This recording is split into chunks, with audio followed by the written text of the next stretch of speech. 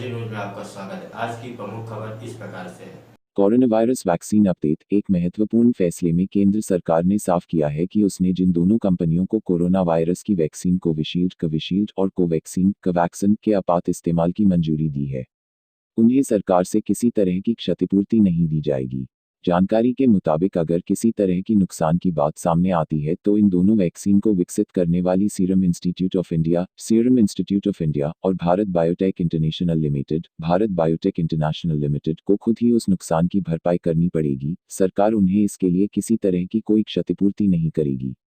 कोई नुकसान हुआ तो हर्जाना देंगी दोनों कंपनियां। केंद्र न्यूज़ 18 ने दावा किया है कि केंद्र सरकार ने कोरोना वायरस वैक्सीन बनाने वाली दोनों कंपनियों से कहा है कि अगर किसी को इसके डोज से किसी तरह का नुकसान होता है तो उन्हें ही उसका हर्जाना देना होगा। इन कंपनियों के साथ सरकार ने जो खरीद का सौदा किया है उसके मुताबिक CDSCO drugs and cosmetics act DCGI policy approval drugs and cosmetics act DCGI policy approval के तहत सभी विपरीत प्रभावों के लिए ये दोनों कंपनियां ही जिम्मेदार होंगी। मसलन भारत बायोटेक इंटरनेशनल लिमिटेड के साथ हुए करार में कहा गया है, कंपनियों को गंभीर प्रतिकूल घटनाओं के मामले में सरकार को भी सूचित करना होगा। खरीद के लिए हुए करार में इन बातों का स्पष्ट जिक्र किया गया है। वैक्सीन बनाने वाली कंपनियां कर रही थी मांग। उच्च सूत्रों ने बताया है कि कंपनियों को सरकार की ओर से क्षतिपूर्ति दिए जाने का कोई सवाल ही नहीं उठता। दरअसल सवाल इसलिए उठा था कि फाइजर कंपनी भारत सरकार से उसी तरह की क्षतिपूर्ति का करार चाहती थी जैसा कि उसे यूके में मिला है। मसलन अगर कंपनियों को किसी तरह का हर्जाना देना पड़े तो उसकी क्षतिपूर्ति आखिरकार सरकार की जेब से हो।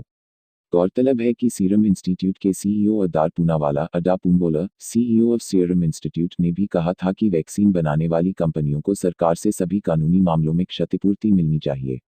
उनके मुताबिक कई तरह के झूठे दावे आने लगेंगे जिन्हें संभालना मुश्किल होगा और इससे वैक्सीन बनाने वालों का भरोसा तो डिगेगा ही, आम लोगों का भी भरोसा प्रभावित होगा। 16 जनवरी से शुरू होगा वैक्सीनेशन। भारत बायोटेक BBIL और सीरम इंस्टीट्यूट SII दोनों कंपनियों ने रेगुलेटर के पास भी यह मसला बार बार उठाया था। उनका कहना था कि वो बहुत ही असाधारण परिस्थितियों में वैक्सीन बना रहे हैं, इसलिए वह सरकार से इस मोर्चे पर राहत की उम्मीद करते हैं।